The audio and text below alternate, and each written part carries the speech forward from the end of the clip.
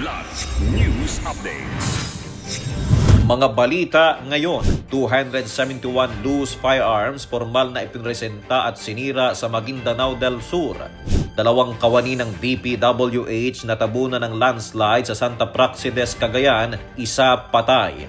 1 million pesos shabu nasamsam sa Bayba sa Daet, Camarines Norte. Ako po si Cesar Soriano para ihatid ang nangungunang mga balita sa buong kapuluan ngayon. Formal na ipinresenta at isinailalim sa ceremonial destruction ang 271 loose firearms sa provincial capital ng Buluan, Maguindanao del Sur itong Nobyembre 27 bilang bahagi ng SALW program at pamamahagi ng livelihood assistance. Ayon kay Brigadier General Edgar Catu ng 601st Brigade, kusang isinuko mula sa 15 bayan ang mga armas bilang suporta sa kampanya laban sa paglaganap ng loose firearms. Ipinakita sa media ang aktwal na paglagari at pagsira sa mga baril bilang patunay ng seryosong pagpapatupad ng programa. Pinangunahan ni Governor Datu Ali Midtimbang at Major General Jose Vladimir Cagara ang aktibidad kasama ang mga opisyal ng lalawigan, UPAPRU, PNP at iba pang security forces. Kasabay nito tumanggap ng cash assistance, bigas at livelihood support ang mga nagsauli ng armas. Binigyan diin ng programa ang normalisasyon, seguridad at kaunlaran sa Maguindanao del Sur at pinuri rin ni Major General Caraga bilang simbolo ng paghina ng mga grupo ng karahasan at pag-usad tungo sa tunay na kapayapaan.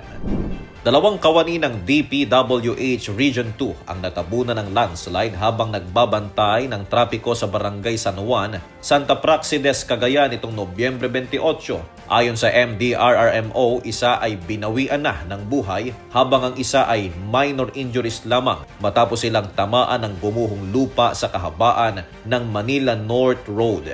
Isinara pansamantala ang apektadong bahagi ng kalsada para sa clearing operations. Nagbabala ang mga otoridad sa patuloy na banta ng landslide dahil kabilang ang lugar sa mataas na peligro, lalo na sa malakas na pag-ulan.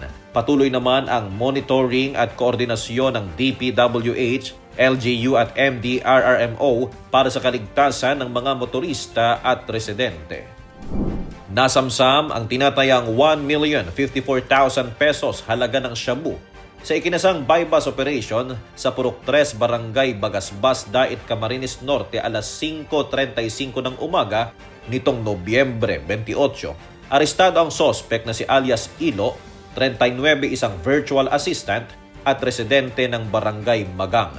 Pinangunahan ng SOU-5 PNP DEG ang operasyon, katuwang ang RPDEU Camarines Norte, PIUCN at Daet MPS. Nakumpiska ang 155 gramo ng hinihinalang shabu, marked money, digital weighing scale, cellphone, ATM cards, ID cards, lighter, motorsiklo at iba pang kagamitan.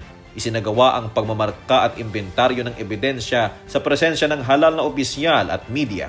Dinala ang sospek sa ospital para sa medikal na pagsusuri bago ilagak sa kustodiya ng Daet MPS. Naghahanda na ang otoridad ng kasong paglabag sa Republic Act 9165 laban sa kanya.